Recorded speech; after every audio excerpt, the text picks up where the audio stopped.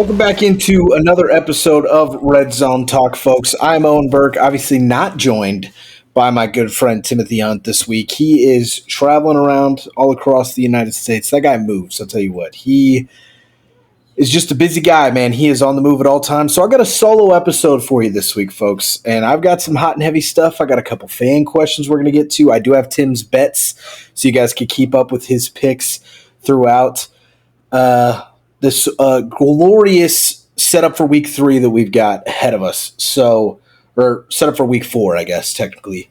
We're going to talk about week 3, though. We got a lot of stuff to talk about, and I'm just going to dive right into it, all right? I haven't done a solo show in a while. It's probably been a good 3 years at this point, so if it sounds a little rusty, give me a little bit of a break, all right? I'm trying to ease myself back into this a bit, but if there's one thing that I know how to do, that is ramble about football for an ungodly amount of time until most people in the world get bored. So if you get to the end of this thing, whether it's 45 minutes, an hour, maybe it's 3 hours, you might want to go check what you clicked on. You might be in for one heck of a ride. We'll see how long it goes. I'm just going to talk until the wheels fall off. I got myself a Diet Dr. Pepper and my beautiful teal Yeti here, and it's going to keep me fueled and ready to go for this show that we got for week 4. So without further ado, we got 2 fan questions. One from Tim, so it's more of a co-host question than a fan question. I do have a fan question, though. I had a buddy at work asked me this, and honestly, I love this question because I was a very big proponent talking about this before the draft. So being able to revisit it 4 weeks in, I'm excited to talk about this. So my buddy Max at work asked me, obviously I'm digging for topics, right? I'm trying to fill this hour. He said, was Joe Alt the right pick at pick 5 for the Chargers, right? With Malik Neighbors on the board and the void that they have at the wide receiver spot, was Joe Alt the right pick at number 5? It's a very loaded question, and it's not an easy one to answer because he asked me on the spot. And for the most part, I feel like I can answer questions pretty gut reactionary. You ask me like, hey, who's better, this guy or this guy? I could tell you a gut reaction, and then I might walk it back a bit. Maybe I thought about it. I didn't think about it enough. This one was tough. Like, I had to think about this one for a while. And I think ultimately I am going to lean with Joe Alt was the right pick for the Chargers. Before I get to Alt, let me start with Neighbors. Malik Neighbors is a dog. And if he had anybody but Daniel Jones throwing the football right now, he would be even better than he is now. And folks, we're seeing the clips. We've seen the highlights. We're seeing plays being made. Quarterback play be damned. Malik Neighbors is making his own highlight reel. That was one hell of a catch in the back corner of the end zone against Cleveland. He is a dog, and he's going to be a dog for years to come. So if you think I'm low on Malik Neighbors or I don't know how good he is, trust me, I know how good he is. I understand that it'd be a perfect fit for Justin Herbert and how they just have Quentin Johnston and Lad McConkey to throw to now. I understand that fact fully. But when it comes to Joe Alt, and I feel like I said this in the pre-draft process as well, Joe Alt, to me, I think has a Hall of Fame ceiling. That is where I see Joe Alt's career landing. I know that that's a very high bar to give a guy for never playing a snap in the NFL, and it's also crazy to give it to an O-lineman because Tim and I constantly say that we're not going to sit down and break O-lineman film down, but folks, Joe Alt to me is a franchise left tackle, and to me, franchise left tackles are much, much more important to your franchise's history and, more importantly, your quarterback's longevity than a superstar wide receiver is. All right. Now, I'm sure if you ask Joe Burrow right now, he loves playing with Jamar Chase, and he wouldn't trade Jamar Chase for the world. But you can't tell me that, especially during camp when Jamar's holding out, despite having 2 years left on his contract, or when he's sitting on the sideline shelved by the 2 or 3 major injuries he's had in his career, that Joe Burrow doesn't at least the tiniest bit in the back of his head, the totally unbiased part of his brain that doesn't look at Jamar Chase as his best friend and one of his best teammates in college, that he doesn't sit there when his knee's hurting a little bit more or his hand is kind of hurting him, that he doesn't wish that Penei Sewell was wearing a Cincinnati Bengals jersey. I still stand by the fact that I think Sewell would have been the right pick for the Bengals. Truthfully, I think the Bengals should have done what the Texans did 2 years ago when they loaded up. They brought Will Anderson in, and they were able to double back around.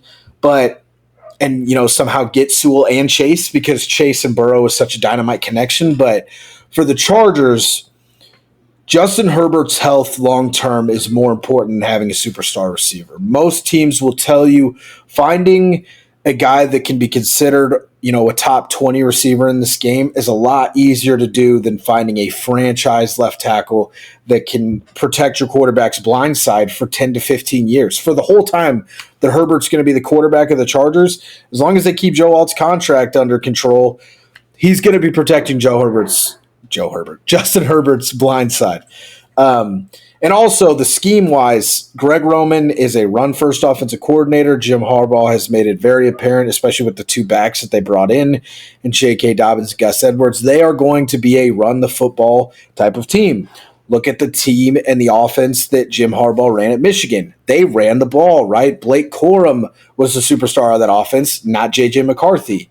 Obviously, J.J. worked himself into the first round, but that's how important quarterbacks are at this level of football. So, to me, Joe Alt was the right pick. I know it stings for a lot of Chargers fans watching how good Malik Nabers has been instantly with bad quarterback play, but trust me, folks, again, you can ask all the Bengals fans, how great is Jamar Chase when Joe Burrow's not out there, right? I mean, you can love your superstar receiver as much as you want to, but there's no doubt that the production goes down when the starting quarterback isn't there. So to me, you have to protect your quarterback first. They can double back around. Obviously, Washington wouldn't do this. They're in a pretty good spot with Jaden Daniels going forward. But, a guy like Terry McLaurin comes available, and I trade for that guy immediately. No one's trading franchise left tackles. Receivers, diva or not, fly around this league. Guys change teams all the time. So the Chargers could have traded for Deontay Johnson in the offseason, drafted Joe Alt, and they would be in a damn good spot right about now. But no one is trading franchise left tackles. The franchise left tackles that get moved around? They're either the ones that are 33 plus, right, towards the end of their careers, or are injury prone, or both, a la Tyron Smith, David Bakhtiari. Those are the guys that become available at the left tackle spot. So to me, Joe Alt was the right pick. Malik Nabers is a dog, but you have to keep Justin Herbert upright. Because again, Malik Nabers is putting on a show with Daniel Jones. So I'm sure he would do just the same with whoever the Chargers backup is right now. I'm honestly not 100% sure who it is off the top of my head. But, yeah, to me, I think Joe Alt is the right pick for the Chargers. I don't think they're going to regret that going forward. Again, when you sit down and watch Malik Nabers' highlight tape, yeah, I'm sure you're going to regret the Joe Alt pick, right? But watching Justin Herbert play 16 to 17 games a year, or even 14 to 15, to me is worth a lot more than that Malik Nabers highlight tape can be. So that's kind of where I'm at with Joe Alt. Give me a sec while I pull this up because I've got to preface myself for Tim's question here. So Tim's question for this week is, how afraid am I for when Lamar has to rematch against the only NFC quarterback that has ever beaten him in a regular season game? And for those who don't know, Lamar Jackson is an impeccable – I can't remember the win count. It's either 20 or 21. It might be 22. He's 21-1 versus the NFC in his career in the regular season. Well, I guess in the postseason, never played in an NFC team in the postseason. The one quarterback to defeat him would be Daniel Jones of the New York Giants, the only NFC quarterback to start a game and beat Lamar Jackson. That matchup all the way down on December 15th. So we've got some time before I've got to sit here and really worry about Daniel Jones. And obviously this question is more facetious than anything, but I will tell you that the current state of my offensive line versus Brian Burns, Kayvon Thibodeau, and Dexter Lawrence, quite frankly, is probably the reason why I've slept a total of 10 hours the last 2 nights. That's terrifying because our offensive line has looked real shaky. So if we don't get that figured out, or if injuries ravage that offensive line before December 15th turns around, I'm terrified. Daniel Jones might be 2-0 versus Lamar Jackson in his career. But at the end of the day, if Daniel Jones does beat Lamar Jackson on December 15th, I will take solace in the fact that that is probably going to be one of Baltimore's 5 to 6 losses at most, and it's also going to be one of Daniel Jones's 3 or 4 wins on the entire year. So at the end of the day, won't bug me too much, but yes, that defensive front does terrify me insanely. So from the fan questions into our headlines for the week, We've got a couple. Tim tossed me a couple. He does most of the script writing, so he tossed me a couple. I did have a couple that I wanted to address. I'm not going to dive too much into the Ravens yet. I will get there. I want to try to save that. We'll see how much time I have for when I finally get there. First thing I wanted to talk about is what in the hell is going on with Trevor Lawrence and the Jacksonville Jaguars, Doug Peterson all. I want to kind of touch on Trevor Lawrence because I do think that's part of it, and then we'll kind of double back around to what's going on with the Jags. As far as Trevor Lawrence goes, folks, I don't know. I wish I had an answer for you. He has lost his last 8 starts, including the playoffs last year. He has not played great football, folks. His stats in those 8 games are very comparable to Daniel Jones, and he has a worse record in those 8 games. Daniel Jones has won in the last 8 games. Trevor Lawrence has not. I think right now what is mainly wrong with the Jaguars is Trevor Lawrence. I think there's a lot of issues with the Jags, but the bottom line is this is a talented enough team with a good enough head coach where if Trevor Lawrence was the generational quarterback that he's supposed to be, they would still be winning quite a few games, right? This is still a 10 to 11 win football team. But as of right now, Trevor Lawrence is not elevating at all, right? And I think that's the biggest issue, right? Trevor Lawrence was hailed as the next Andrew Luck. He was tossed in that category with Luck and Elway as some of the most perfect quarterback prospects coming out of college, right? Trevor Lawrence was hailed as the number 1 overall pick as a true freshman at Clemson.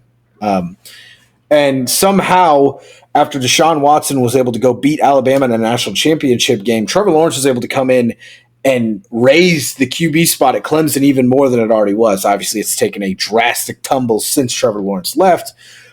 But that overall, to me, is kind of where the problems start for the Jacksonville Jaguars is Trevor Lawrence is not elevating, folks. And to me, when you're that high, right, they just paid him too. This is really bad stuff to see right after the contract extension. But he's not elevating.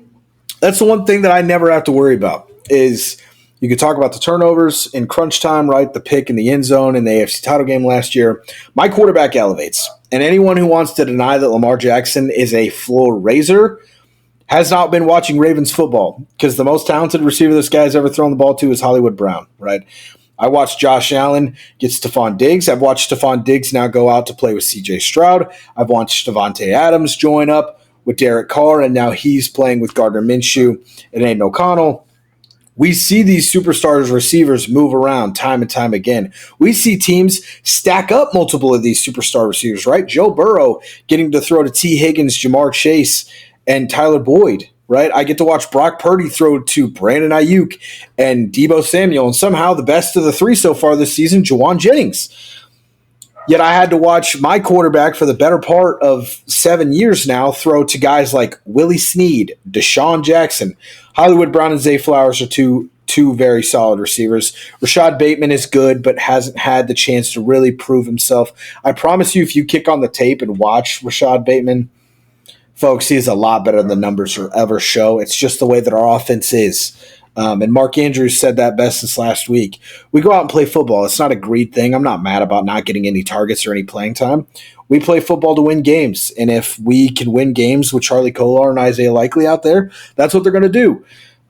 So Lamar has been a floor raiser. Trevor Lawrence has not, right? I mean, they paid a butt ton for Christian Kirk, and that honestly has turned out to be a lot better of a deal than Tim or I ever thought it could be. We thought that was one of the worst contracts handed out 2 years ago, and is it a great contract? No, because he's one of the highest paid receivers in the league, and he's nowhere near that production or talent-wise, but all in all, hasn't been awful, right? You draft Brian Thomas this offseason. You have Travis Etienne. They bring in Tanks Bigsby, right? Evan Ingram had a good year last year. The O-line's pretty good. They've invested some money into the O-line.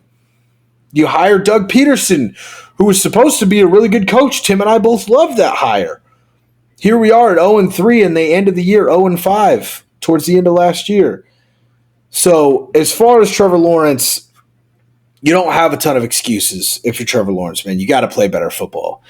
As far as Doug Peterson and the rest of that roster goes, man, I don't know what the answer is because, again, as much as Trevor Lawrence needs to be elevating the guys around him, if Trevor Lawrence is having one of those off days, eventually somebody else has to come in and be the floor raiser, right?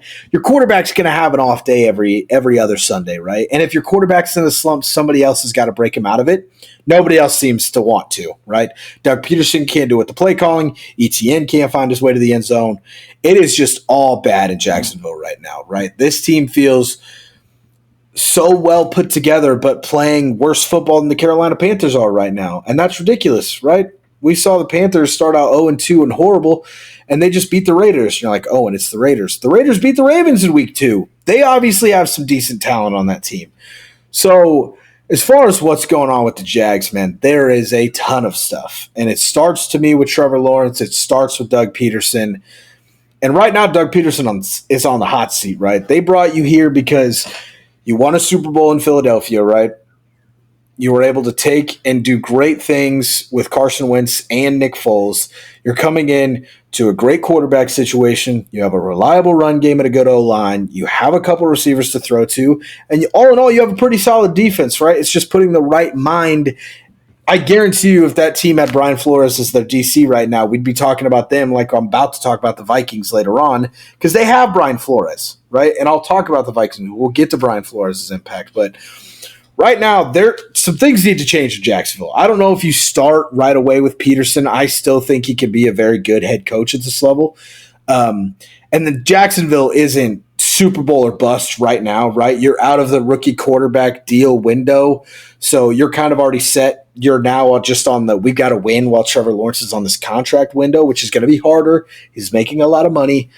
I think Doug Peterson can still get that done, but there's got to be some changes, right? Whether it's the DC, whether it's the OC, somebody needs to lose their job. And if Doug Peterson doesn't man up and try to make those changes in-house, the change that happens in-house will be him being the one that is fired. And guess what? If he thinks he's sparing his OC and his DC from losing their jobs, when he gets canned, they're going to get canned.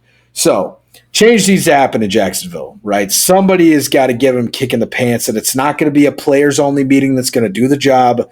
Somebody is going to have to go light a fire under the Jacksonville Jaguars' butts because it has been multiple disappointing seasons in a row, right? We've seen them collapse against the Chargers in the playoffs. We have seen them – all they have to do is win at home to get into the playoffs and lose. It's just not gone well for the Jags, right? And that's going to bring me around kind of the same story. What the hell's going on in Cincinnati, right? What's going on with Joe Burrow? Kind of a lot of the same answers, folks. Unfortunately, it is what it is when it comes to Cincinnati. As far as Cincinnati goes, again, a lot of it starts up top. I don't think Zach Taylor's a great head coach. I think he's good. I think he's okay.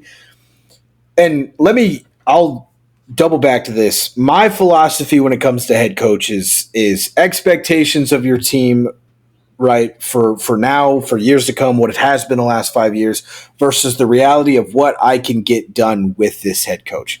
It is the main reason why I have called for Mike McCarthy's job since the day he got hired. I didn't think it was a good hire. I don't understand why Jerry Jones thought it was a good hire. That's why I've called, and I've had this discussion with buddies at work. I live in Texas now. I live near Dallas. I'm around a lot of Cowboys fans. And I said, I was calling for his job after year one. And they're like, well, Dak broke his ankle. Why? You can't blame that on him. And I'm like, I understand that. But if the goal is to win a Super Bowl for the Dallas Cowboys, I can promise you, I could bet my life savings. Granted, it's not a lot. I could bet the roof over my head. I could shave my beard if I were to lose the bet. I don't name your price. Mike McCarthy will not win a Super Bowl as the head coach of the Dallas Cowboys. It won't happen. I've said that 4 years ago. I say it today just as confidently. Why Jerry Jones thought a guy that can only get one ring with Aaron Rodgers was going to come in and win with a less talented quarterback in Dak Prescott, I'll never know, right? And I like Dak. I think he's a top 8, 10 to 12 guy in the league. You can win a Super Bowl with that guy, not Mike McCarthy. Can't happen. So that's where I'm at with head coaches. So keep that in mind as we talk about Doug Peterson and Zach Taylor. It's not the end of the world for the Bengals. Obviously, their mantra now is to get to the Super Bowl. They've made it once and lost. So their expectation is Super Bowl. That's why you'll see Zach Taylor on the hot seat this year, in my opinion.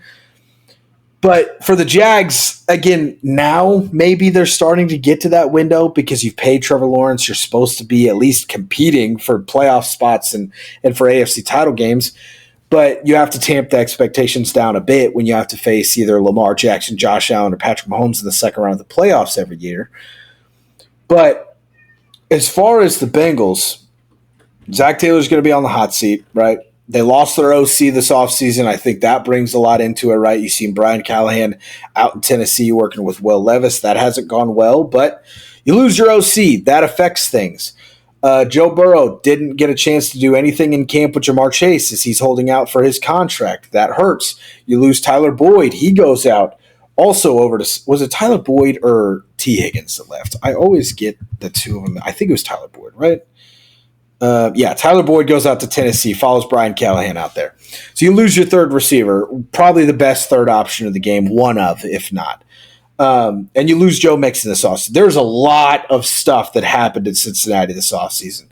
I had him at 10-7, scraping into the playoffs. I think I was a little high on him, truthfully, but I didn't want to come off as the Ravens fan who was bitter and biased and wanted to see Joe Burrow fail. As much as that's the truth, that team got a lot worse this offseason, folks. I mean, like I said, you lose all the guys you lose your OC. The defense, I think, overperformed last year, which means they're going to come back down to earth this year. And then you double back to the O-line. Again, Joe Burrow would not trade Jamar Chase for the world. He wouldn't. If you asked him, he would say that. That's probably what he thinks in the front of his head. But again, in the back of his mind, when his knee starts to hurt a little bit, right, when he's walking down the stairs and he winces in pain a bit, right, he struggles picking up a Gatorade bottle on the sideline, his hand hurts a bit. You can't tell me in the back of his head he doesn't wish that Penei Sewell was wearing a Cincinnati Bengals jersey. That's just the bottom line thing of the day.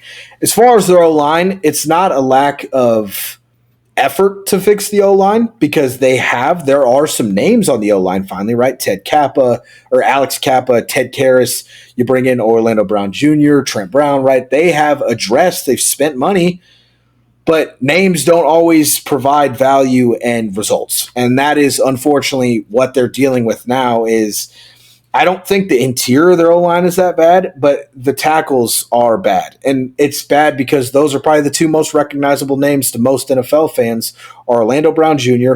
and Trent Brown. And the main issue with both of those guys are they're not bad right tackles. They're probably pretty decent right tackles, top 15, top 10 guys even in the league. They're both bad left tackles. They're both notorious for being overweight, out of shape, and they cannot keep up with today's top-end speed rushers in the game. And I will tell you that the AFC North is full of those top-end speed rusher or edge rusher type guys. You are going to play Myles Garrett twice a year. You're going to play TJ Watt and Alex Highsmith twice a year. And whether they have the name value or not, you're going to play against a very good Baltimore Ravens defense. And again, Odafe Owe, David Ojabo, Kyle Van Noy are nowhere near the names of the other three guys I just mentioned, but in a very good scheme, and Owe and Ojabo are very fast speed rusher type guys. They picked two guys that can't handle speed rushes to guard their quarterbacks outside spots at the tackle spots. To me, those were two horrible signings for the division games you have to play and to keep your quarterback upright. In today's NFL, they're just not great pass blocking tackles. They can't keep up. So that's where I'm at with Cincinnati, right? There's some names on the O-line, but the O-line's not great. You lost your running game, did nothing. Joe Mixon hasn't been great for the last couple of years. He's looked really good in Houston, right? To me, that points again to an offensive line issue in Cincinnati. And you did nothing to address that issue in the offseason. You lost your starting. They did the same thing Dallas did and got no credit or no flack for it. Dallas let their top option at running back go, didn't draft a guy. They brought Zeke back, and I was hoping Zeke would turn back the clock for Cowboys fans' sake. He hasn't. Same thing in Cincinnati. They let Joe Mixon walk, and they're like, oh, we have Joe Burrow. Who cares? We'll just let it ride. Win 10 games because Joe Burrow's a top 5 quarterback. He is, and he probably could win you 10 games by himself. But the issue is with the O-line that he's got in front of him, he's not going to play 10 games to win 10 games. So, again, a lot of issues up top. Zach Taylor's going to be on the hot seat because now you've made the Super Bowl. The expectation is to get back. They're not doing so. Is this a bit of an overreaction? Probably at least a little bit. Again, I stand by the fact that I'm not a fan of their O-line. As far as the 0-3 start goes, Joe Burrow always starts slow. I honestly don't know if he's won a week 1 or 2 game in his career. I feel like the Bengals start 0-2 the last 3 years.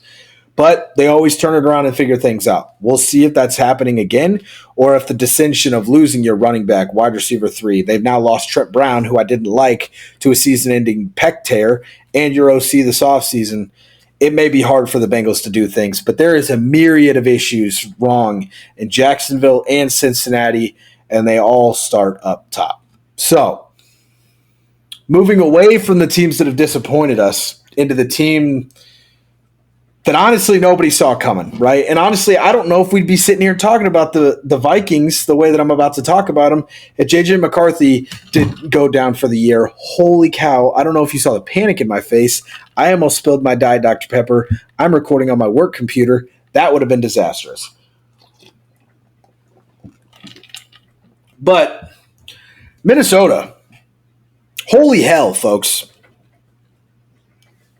I don't know. I don't know what to say. I don't know if they're for real. I can't tell if this is an act. I don't know what's going on. Sam Darnold's playing by far and away the best football of his career. And just in case you guys are buying into it, aren't buying into it, well, okay, I am buying into it, but Sam Darnold's been in the league for, 6, 7, 8, 9 years at this point. It's not going to go on for long. Sam Darnold is younger than Joe Burrow, folks. I mean, that's your headline, right? Joe Burrow was a redshirt at Ohio State, played 4 years at LSU and a couple other spots. He was an older quarterback coming out. Funny how nobody brought it up, but we love talking about Michael Penix and Bo Nix's age. Moving on from that fact, Sam Darnold was playing really good football, and I think a lot of it does have to do with Kevin O'Connell. I think the stop with San Francisco and Kyle Shanahan helped a lot last year. If nothing else, being in a room with Kyle Shanahan in that playbook for a year's time helps you nonetheless, but it seems to be that he felt he was better than Brock Purdy and that Shanahan should have never cut him, right? And that seems to have lit an extra fire underneath Sam Darnold, and I think that's what he needed, right? Because he has dealt with a lot of turbulence in his career in Carolina and New York, and he had bad head coaches and bad ownerships at both of those stops, right? No one looks at the New York Jets or the Carolina Panthers and thinks, that's a well-run organization, right? They're good from the top down. I'm sure there's no dissension anywhere inside that coaching staff or quarterback room. He's had to deal with a lot of BS in his time in the NFL. He finally got to a good spot in San Francisco, played a good couple games while Brock Purdy was out with a concussion, got tossed to the wayside nonetheless, and I think Sam Darnold has finally been like, all right, I can understand the other two teams kind of tossing me to the side because, frankly, they don't know what the fuck they're doing when it comes to quarterback decisions. We could see that yet again with the Carolina Panthers and Bryce Young. We saw it with Zach Wilson and the Jets. They're not the best when it comes to picking their quarterback for the future. Obviously, the Jets have rebounded with Aaron Rodgers. Andy Dalton seems to have found something in Carolina. But Sam Darnold is playing really good football, right? Aaron Jones looks electric. I think, again, that's another guy. This Vikings team, I think, just has a massive chip on its shoulder, and that's where the offense is kind of coming from. Is they're two of their. You have obviously one of the best right now, the best receiver in the game, of Justin Jefferson.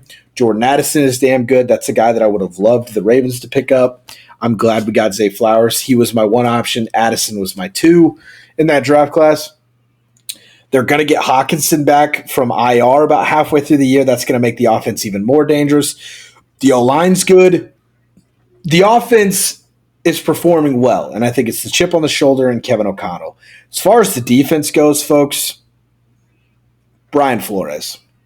That is why this defense, they're the best defense in the league through 3 weeks. Statistically, eye test, any measurement you want to put on it, the Minnesota Vikings have had the best defense in the league through 3 weeks of football. And if, again, to me, it is sole credit to what Brian Flores is as a defensive coordinator. He's going to get another shot at being a head coach. From the stories that I liked him as a head coach, from the stories we've heard in Miami, it sounds like he may be another New England guy that is a great coordinator and just a bad head coach, a bad manager of men, but a great X's and O's guys on the defensive side of the football. Mike Zimmer got canned a couple years back because despite not losing any talent on the defense, right, you still had Danielle Hunter. The defense is getting older, but it was still just as talented as it ever was. For some reason, the defense fell off a cliff. Production-wise, they went from a top 10 unit to a bottom 5 unit, lickety split. No time with almost no personnel change on the field. What does that tell you? That means the coach has kind of lost it as far as the X's and O's goes. They lose Danielle Hunter this offseason, right? Granted, they replace him with Jonathan Greenard, who's been again, eye test and production-wise up to this point is a downgrade from Danielle Hunter. He has looked just as good, if not better than Danielle Hunter, right? And on the backside, you bring in Stephon Gilmore, who's still playing really good football late in his career, across from Byron Murphy. There's not a ton of star power on this defense, but by good golly God, they are playing ridiculously good football because of the guy who's in charge in Brian Flores. So are the Vikings for real? Folks, I really, really want to say yes. I do believe that this team is going to be good going forward. I'm nervous to commit to that with Sam Darnold because we've been fooled by the 3-week eye test before.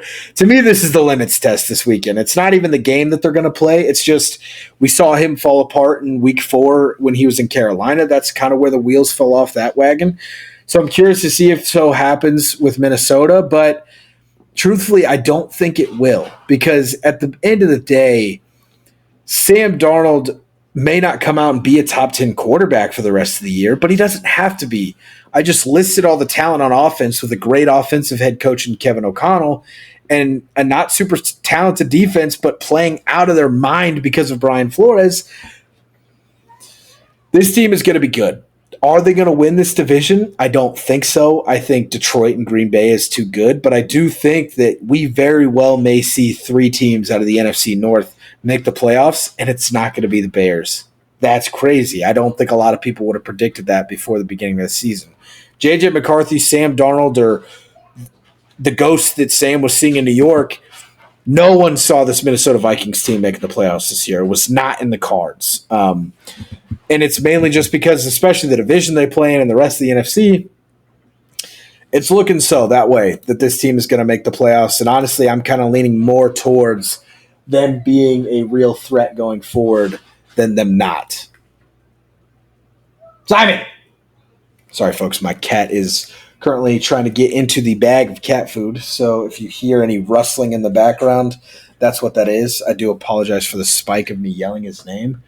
And I do apologize for the toy car that I'm about to throw in his general direction to try to get him to stop.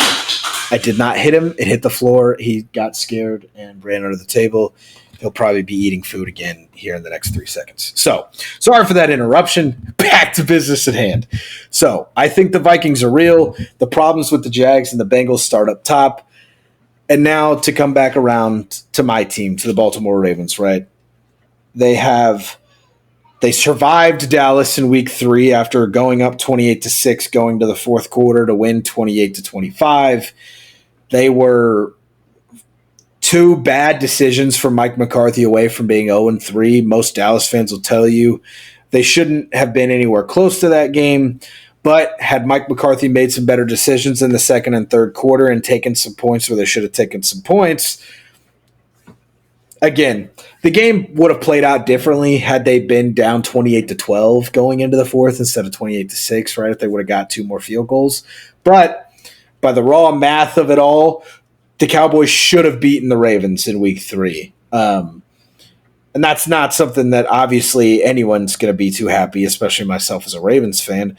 The problem, again, much like the Jags, much like the Bengals, starts up top, folks. I'm going to talk about this a little bit more at length and be a little bit more aggressive about it because Tim's not here to rebuttal against me. So he can't keep me in check from overreacting. But truthfully, folks, I'm over John Harbaugh. I think there needs to be a new head coach in Baltimore. Do I think John is still a good head coach and could be a head coach at the NFL level? 100%. Absolutely. I don't doubt he could do a better job than what Doug Peterson is doing in Jacksonville right now.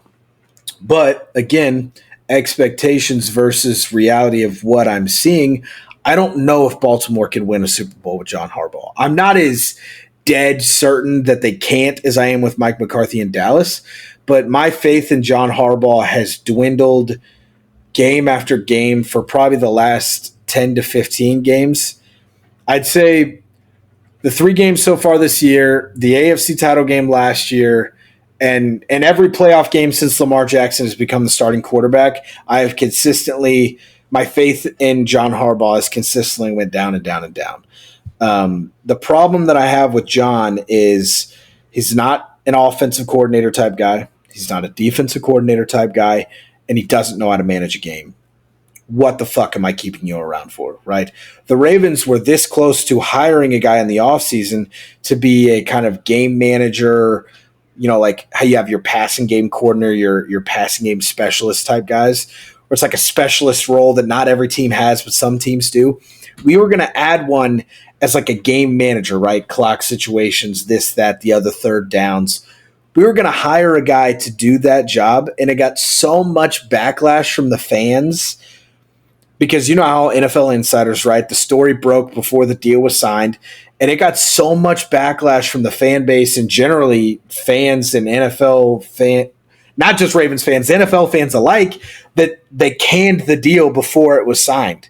Because again, John Harbaugh is not an offensive coordinator type guy. He's not a defensive type guy. And if you're bringing in a guy to manage the game, what in the fuck do you bring to my football team? That's where I'm at with John Harbaugh right now. The consistent, just, consistent conservatism, I guess, is the word. For some reason, John Harbaugh goes up by more than 10 points and just thinks you can kneel the clock out and get out of the game, right? I watched Lamar Jackson throw for 5 touchdowns against the Miami Dolphins in the first half 2 or 3 years ago, and I'm convinced that John Harbaugh has just had a guilty conscience about it since and refuses to score 40 points in a game.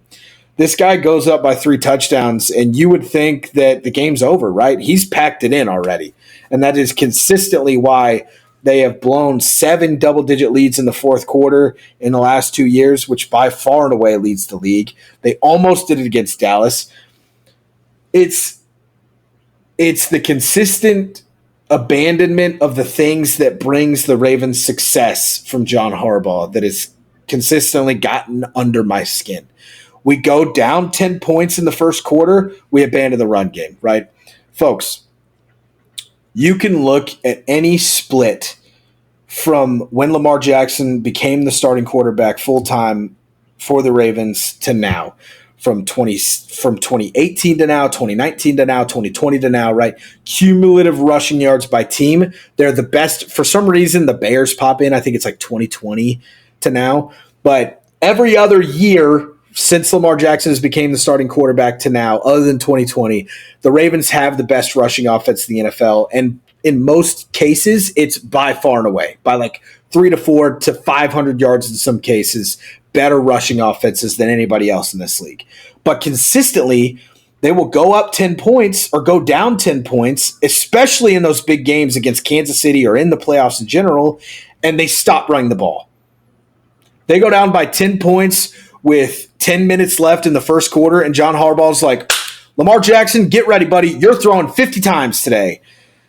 And again, the same thing in the AFC title game. We double back around. Oh, we're seeing so many heavy boxes. We're seeing 8 guys in the box. You just can't, with a good conscience, run the ball against an 8-man box. Hey, John, guess who is the best rushing football team in the NFL against heavy set boxes? It's the fucking Baltimore Ravens. So again, why abandon the thing that you're best at when you're down? Again, 2 minutes left in the fourth quarter, down 10. Yeah, you're probably going to have to abandon the run game. You've got to get 2 scores quick.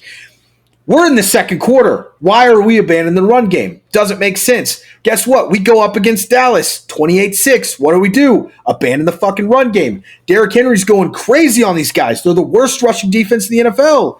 We get to the fourth quarter. John Harbaugh's like, oh, they've scored 23 unanswered points? Nah, who really cares, right? We're the Ravens. We're just going to play football. Don't get me started on the personnel decisions that John Harbaugh has made, right? I do not agree with who's starting at right guard and right tackle. Granted, they both had a lot better games in Dallas than they did the first 2 weeks, but the fact that Daniel Fale got a third shot at right guard when there's a better option on the bench pisses me off, right? I wanted John Harbaugh fired off that alone because someone asked why Ben Cleveland's not getting any playing time, considering the fact that Daniel Fale he was the worst offensive lineman through the first 2 weeks of football. Individually, week 1 and 2, and obviously cumulative, the worst offensive line in football through 2 weeks. We have Ben Cleveland, who we drafted in the 4th round, has been a starter in the past, some fill-in injury type spots, so he has starting experience. They're like, hey, man, Daniel's struggling. Why isn't Ben Cleveland getting any time? And he said, and honest, this is the most brutally honest I've ever heard John Harbaugh. I would love to hear John Harbaugh be this brutally honest when we lose to the Raiders, right? We lose to the Raiders, John's like, oh, we just got to play better football. The next 15 game defines us, not the first 2 games. We just got to finish strong. We just got to play Raven football.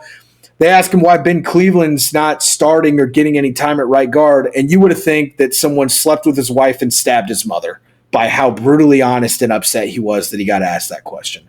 That pisses me off, to watch a guy coach speak and dodge a very valid question when we lose to a team that we are clearly better than.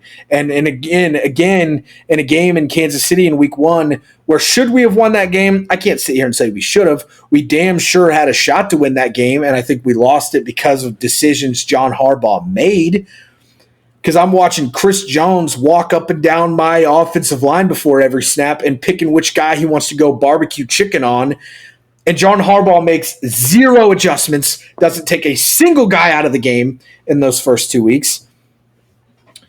So that really gets under my skin. And John's reason for not giving Ben Cleveland any time is because their evaluation at right guard through the preseason, Daniel beat out Ben Cleveland fair and square for that right guard spot. And if Ben Cleveland wanted to start at right guard, he should have played better football in the preseason and through the offseason.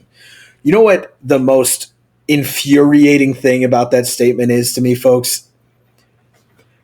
Ben Cleveland did not play a single fucking snap at right guard during the preseason. Tyler Linderbaum was hurt, so he flexed over into the center spot, which is not easy to do. You can flip left guard to right guard all day long, and it's pretty easy to interchange guys. It's not so easy to jump from guard to center, right? Ben Cleveland filled into the center spot while Linderbaum was out beautifully, and he played the rest of his snaps at left guard.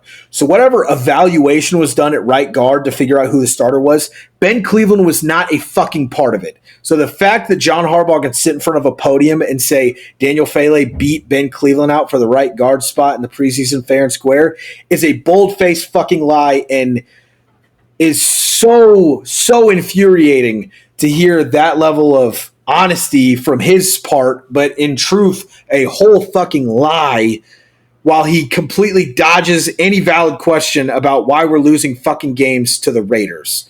So, yeah, I'm kind of over John Harbaugh. I don't know if we can win a Super Bowl with him.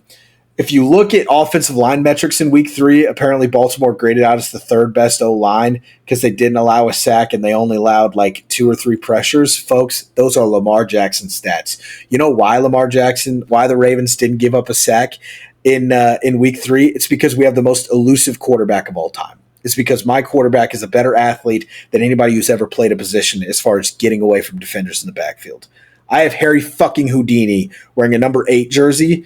It's not because my offensive line's good, all right? It's not because of anything John Harbaugh did or has done or will do going forward. So, is it a bit of an overreaction? Maybe. But that's where I'm at with John Harbaugh. I've consistently watched us blow leads, lose games we shouldn't lose, or put ourselves out of games that we should at least be competing in because of decisions that he has made or decisions that he is influencing. So, that's my soapbox for the Ravens. Sorry if it went a little bit long, but I'm very frustrated at the state of my team currently. And quite honestly, I'm fucking terrified to watch us suit up against Josh Allen and the Buffalo Bills on Sunday Night Football this week. So with that in mind, if you're watching Sunday Night Football this week and we're getting smacked or we're not, whatever the case is may be, pray for me because I'm probably currently having heart palpitations and might be on my way to the hospital, win, lose, or draw. So that's that for the Ravens and the Jags and the Bills, all the nonsense.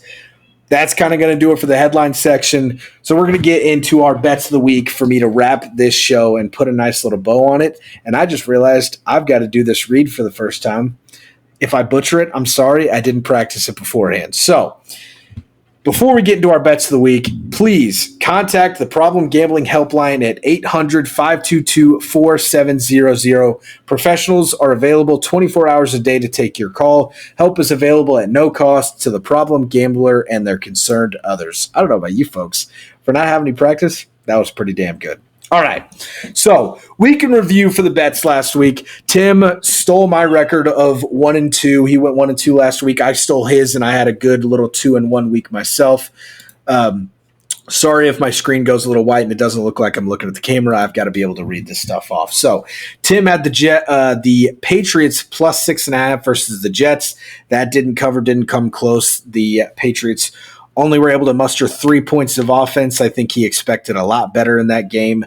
They did pretty well defensively against Aaron Rodgers and the Jets. They just could not score. He had the Chargers plus 1.5 versus Pittsburgh, which I liked a lot. It didn't go as bad as any other plus 1.5 lines that I picked through the first 2 weeks of the year, but it did not hit. The Pittsburgh Steelers moved to 3-0, 120-10 in that game.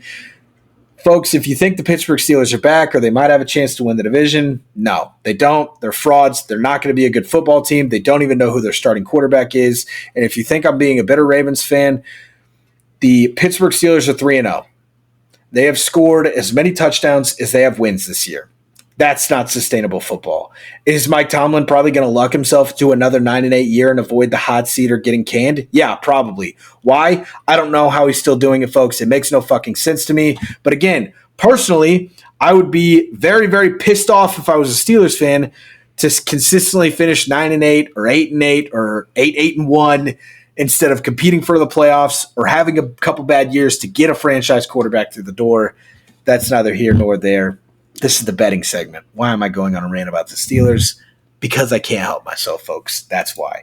So those were his two misses. He had Seattle minus 4.5 versus Miami. That one hit. Also another really good pick. Skylar Thompson has not looked great. And honestly, folks, the Dolphins' offense has kind of looked like dog shit. Tua Tagovailoa or not, they have not performed well up to this point in the season, and I think a lot of it doubles back to Mike McDaniel. If I have time to talk about that, I will at the end. I did mean to talk about that kind of early on in the segment. So 1-2 week for Tim moves him to 5-4 on the year. My week last week, again, pretty decent. I had Houston and Minnesota over 45.5. That one missed just by a hair at 4 points. They ended up a total of 41.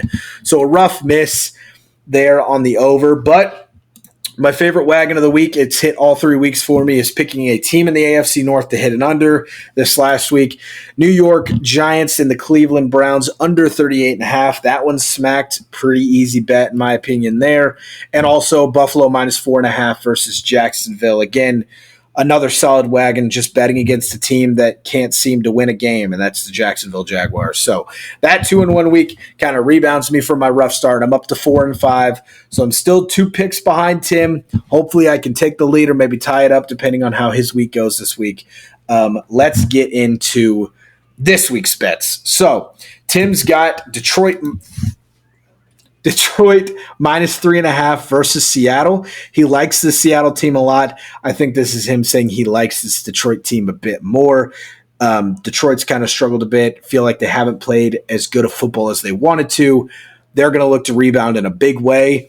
And this Seattle team, I just don't think is going to be able to keep up enough to cover that 3.5 point spread. He also has Arizona minus 3.5 versus the Commanders. Again, a little bit of a hairy bet. I'm not a big fan of the 3.5 lines. If you can get either of those games at 2.5 on any books, take them in a heartbeat.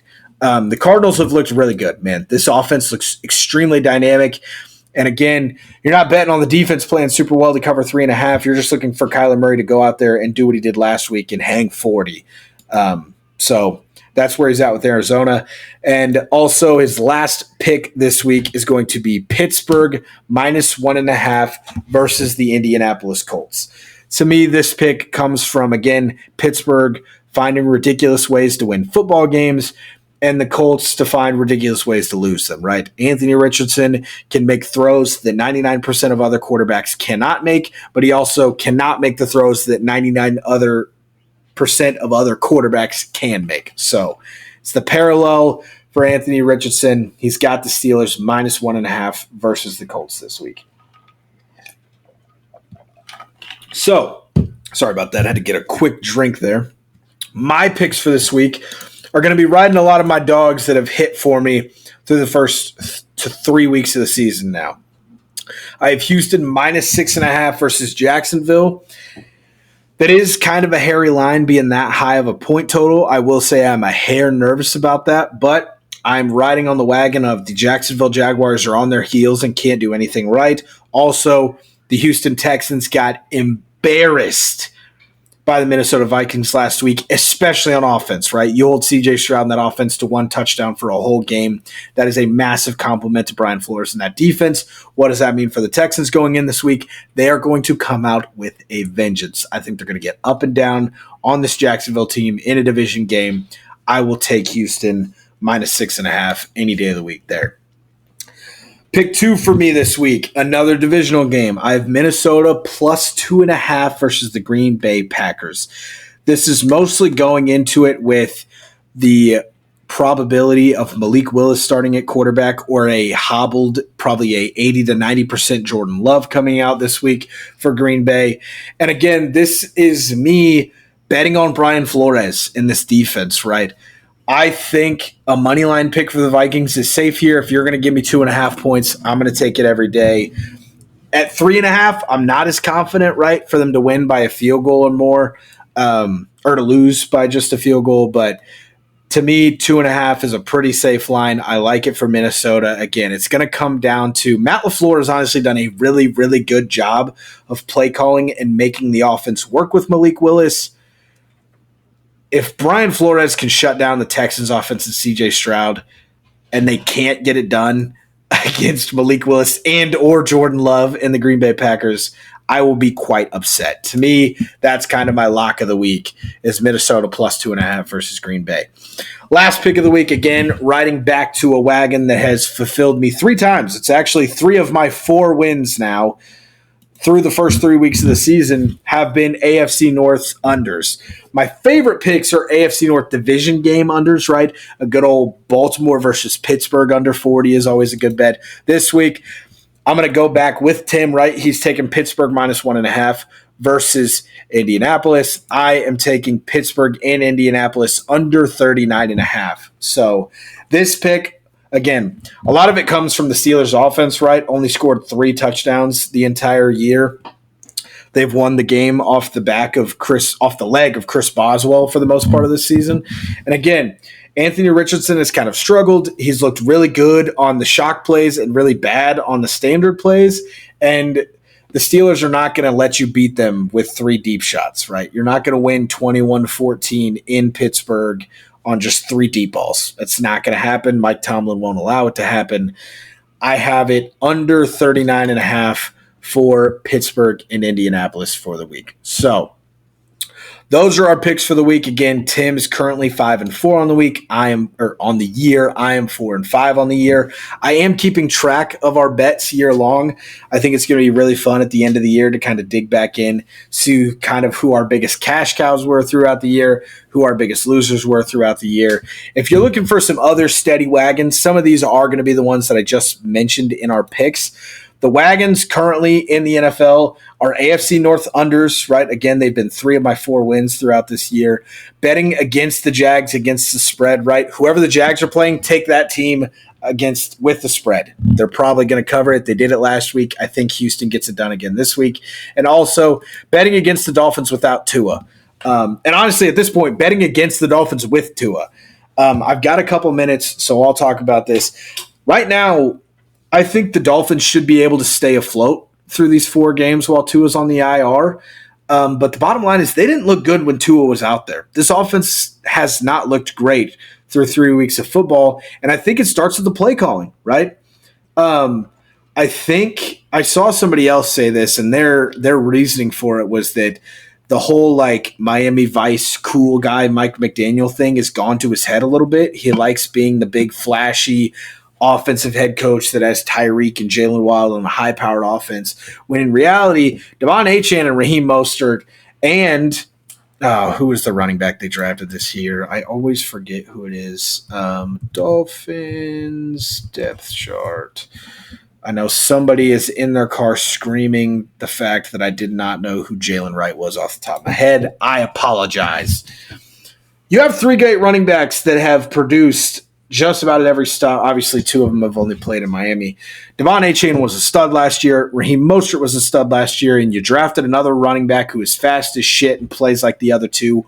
Run the fucking football, Mike. You have Skylar Thompson / Tim Boyle / Tyler Huntley at quarterback. Run the fucking ball. It's that simple. Why? I get it. Tyreek Hill, Jalen Waddle, you got to get jet sweeps, RPOs, screen passes. Get those guys the ball within 5 yards of the line of scrimmage. Let them make the plays. Stop trying to make Skylar Thompson or any of the other two guys I listed Tua Tagovailoa. They're not that guy. They're not that accurate. They can't put the ball down the field to get it to those guys. Get the ball to them within 5 yards of the line of scrimmage. Let them make the magic there. Also, third and short, third and medium, run the fucking ball. You have 2/3 insanely talented and ridiculously fast running backs. If you were to poll the fastest players in the NFL, there's a solid chance that the Dolphins have 5 of the top 10. You do not need to go over the top every fucking play. Just because a guy runs a 4.2 doesn't mean he has to run a 4.2 and then get the ball in his hands. Get the ball in his hands. Let him run the fucking 4.2 afterwards, all right? It's that fucking simple. I don't know what Mike McDonald's doing in Miami. I think he's part of the reason that they've struggled so far in this year. Hopefully, he can prove me wrong this week in their Week 4 game. So, that's going to do it for Red Zone Talk. If you sat down wondering, man, how the hell is this one bearded individual going to fill an hour by himself? Folks, I can tell you, I don't really know how I did it, but I'm a man of the people. I won't leave you starving for NFL content. I'm going to keep the wagon rolling while Tim's out, right? Tim Hunt doesn't show up to work. The show must go on. Who's going to carry the boats? This fucking guy, all right? Hopefully you have enjoyed another good week of the Red Zone Talk. Looking forward to get Tim back in the saddle with me next week. It is difficult spitballing and talking for an hour by yourself, but honestly, I feel like I did a pretty decent job. Hopefully I didn't ramble too much. Hopefully you enjoyed yourself along the way. We'll be back next week for our Week 4 episode to give you some more bets of the week. We'll see how Tim's picks did. I can't wait to see what he says about my takes about John Harbaugh. Can't wait for him to shred me to pieces about that. Can't wait to see how he shreds me to pieces about why I thought his picks were good versus not, and all the great dialogue that we're going to have next week. So make sure you stick around. Come back for that. Make sure you're following us on all of our social medias, right? Red Zone Talk Pod. Our TikTok is still getting up and going. I've been slacking on that. That's been my fault. Granted, I have worked 2 12-hour days this week at work. I've been a little busy. That's also why the show's coming out a little bit late. I apologize. I'll try to be better about that going forward. So, with all of that being said, I greatly, greatly appreciate you guys for hanging out with me for an hour, looking at this ugly mug, listening to me rant about my favorite team, and hopefully I was able to talk about your favorite team somewhere in the middle. So, next week, Week 4 episode, Tim will be back. I'm very excited to see his beautiful face again. So, make sure you're back for that. But until then, stay safe, stay healthy, and I/he will see you guys then.